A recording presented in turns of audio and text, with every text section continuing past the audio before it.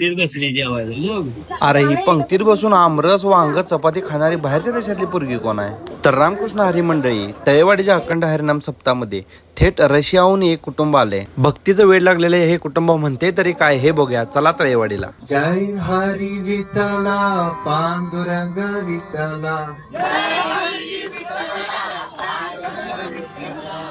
Hare Ram Hare Ram, Hare Krishna Krishna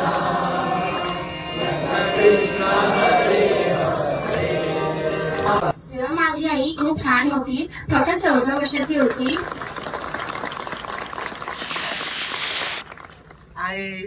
My country is in Europe and there was war.